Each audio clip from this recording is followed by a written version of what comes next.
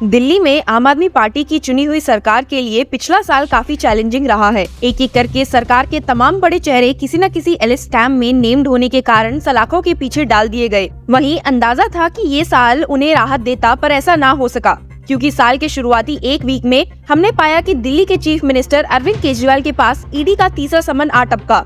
हालांकि ईडी द्वारा तीसरी बार भेजे समन्स को भी सीएम केजरीवाल ने इग्नोर कर दिया और इसके बदले उल्टा ईडी को ही एक लेटर लिखते हुए भला बुरा कह दिया। बात सिर्फ ईडी तक ही कहाँ सीमित हुई। आए दिन पावर को कंट्रोल करने की टसल में चीफ मिनिस्टर केजरीवाल और दिल्ली एलजी वीके सक्सेना के बीच ताकत आजमाने की होड़ के भी अलग किस्से और चर्चे हैं। ये चीफ मिनिस्टर और एलजी के बीच की टसल कम होने का नाम ही नहीं लेती। आज का जो मुद्दा हम आपके सामने लेके आए हैं वो दिल्ली गवर्नमेंट और एलजी के बीच होने वाले टसल से रिलेटेड है। आज के इस वीडियो में हम देखने वाले हैं कि आखिर कौन सा ये नया मुद्दा चीफ मिनिस्टर और एलजी के बीच खड़ा हो गया है। तो चलिए शुरू करते हैं। ये जो मुद्दा है वो चीफ मिनिस्टर और एलजी के बीच डीसीपीसीआर इशू से जुड़ा है, जिससे जुड़ी एक न्यू अपडेट भी सामने आ रही है। इससे पहले कि हम इस न्यू अपडेट को जाने, सबसे पहले इस मैटर को समझ लेते हैं। दरअसल ये पूरा मामला साल 2023 से जुड़ा है। 9 नवंबर 2023 को दिल्ली के एलजी वीके सक्सेना ने एक स्पेशल ऑडिट का ऑर्डर देते हुए ये एलिज किया था that there are irregularities in the finances of the Delhi Commission for Protection of Child's Right,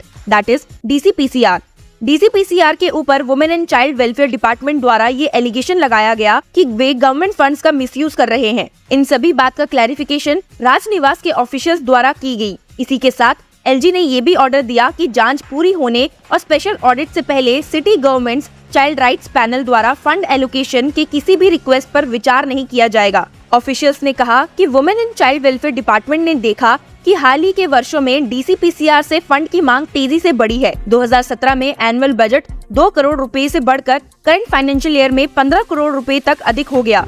Rajniwas official said while processing the allocation of budget for DCPCR for the revised estimates and budget estimates for the financial years 2022-2023 and 2023-2024 respectively, it was noticed by the WCD department that the demand from the DCPCR has increased exponentially in the recent year from a mere rupees 2 crore in 2017-18 to rupees 15.20 crore in the current financial year। इसके साथ ही officials द्वारा ये भी पाया गया कि DCPCR integrated child development scheme, प्रधानमंत्री मातृ वंदना योजना और पोषण अभियान जैसे गवर्नमेंट ऑफ इंडिया की स्कीम्स के मामले में अपने मैंडेट और स्कोप ऑफ वर्क से बियॉन्ड एक्सपेंस कर रहा था और खुद को एक्टिविटीज में एंगेज कर रहा था। हालांकि इस इंसिडेंट के बाद दिल्ली गवर्नमेंट की ओर से इमीडिएट कोई रिएक्शन नहीं आया। वहीं डब्ल्यूसीडी डिपार्टमेंट द्वारा जो हैरान करने वाला मामला सामने लाया गया वो ये था कि डीसीपीसीआर में सैलरी कंपोनेंट 2017-18 में मात्र 17 लाख रुपए से बढ़कर करंट फाइनेंशियल ईयर में 2 करोड़ रुपए की गई,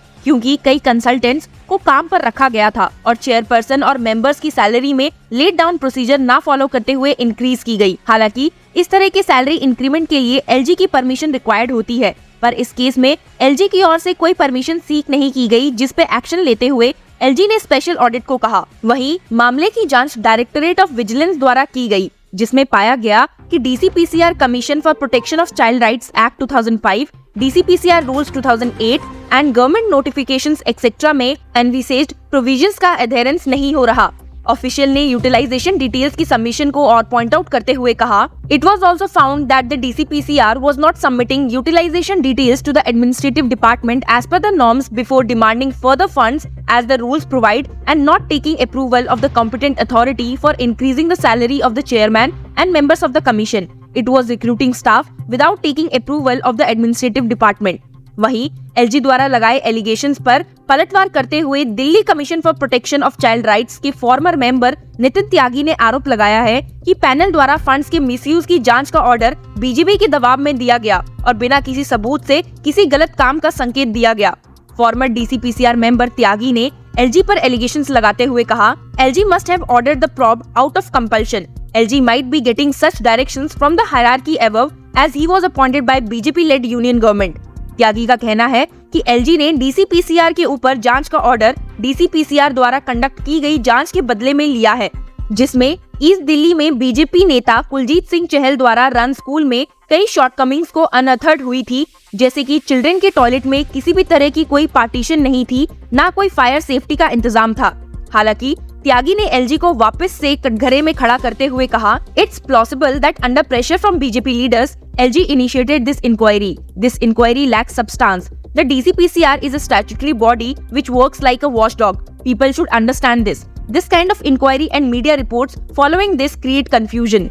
वहीं मिस्टर चहल का अपनी सफाई में कहना था कि इन्वेस्टिगेशन को चीफ मिनिस्टर केजरीवाल के द्वारा दिए प्रेशर में कंडक्ट करवाया गया और इसमें कोई शॉर्टकमिंग भी नहीं मिली. उन्होंने आगे अपने पक्ष में कहा कि स्कूल के पास अपना खुद का बिल्ड प्लान और completion certificate as per rules था. इसके अलावा फायर सेफ्टी से एनओसी भी मिला हुआ था. ये सारे एलिगेशंस बेसलेस थे और पॉलिटिकली मोटिवेटेड थे. जहां एक और इल्जाम लगाने का सिलसिला जारी था, इसी बीच डीसीपीसीआर अपने फंड्स फ्रीजिंग किए जाने के अगेंस्ट एक प्ली लिए सुप्रीम कोर्ट के सामने खड़े हो गए. सुप्रीम कोर्ट की बेंच, जिसमें chief justice of India DY Chandrachud, justice JB Pardiwala और जस्टिस मनोज मिश्रा मौजूद थे, ने इस मैटर को हेयर करने से मना कर दिया था, ये कहते हुए कि हर दूसरे तीसरे दिन दिल्ली गवर्नमेंट और एलजी के बीच टसल के कारण कोई न कोई मुद्दा उनके सामने आता रहता है. डीसीपीसीआर को फटकारते हुए चीफ जस्टिस ऑफ इंडिया ने उनसे कहा कि आप हाई कोर्ट में इस मामले को पहले क्यों नहीं लेके जाते, आप सीधा हर बात के लिए सुप्रीम कोर्ट क्यों आ जाते हैं. चीफ जस्टिस ऑफ इंडिया ने इस हेयरिंग को ना सुने जाने की बात का मेंशन करते हुए कहा कि इससे पहले डीटीसी बसेस में मार्शल को लेकर चीफ मिनिस्टर और एलजी सुप्रीम कोर्ट आ गए थे. उसके अलावा फरिश्ते दिल्ली के स्कीम में भी फंड्स के इम्प्लीमेंटेशन के इशू पर आप दोनों यहाँ आ गए थे. आप हर बार इस तरह अपने मैटर को सुप्रीम कोर्ट नहीं ला सकते. Chief justice of India said, what is happening is every dispute all and sundry between the government of NCT of Delhi and the lieutenant governor is coming here.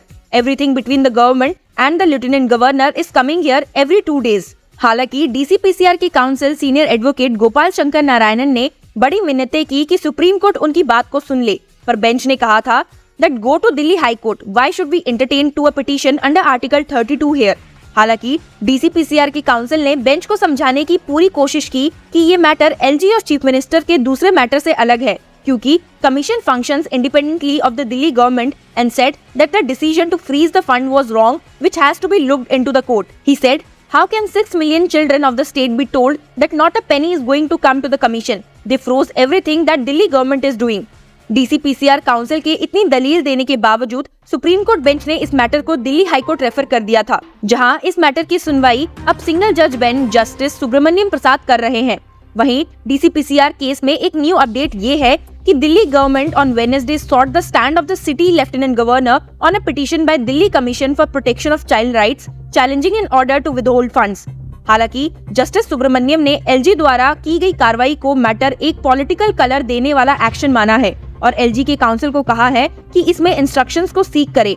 Justice Subramaniam said, I would have said that audit go ahead, but page 154 takes a political color. That's when my problem begins. The usual foundation and motive problem is there.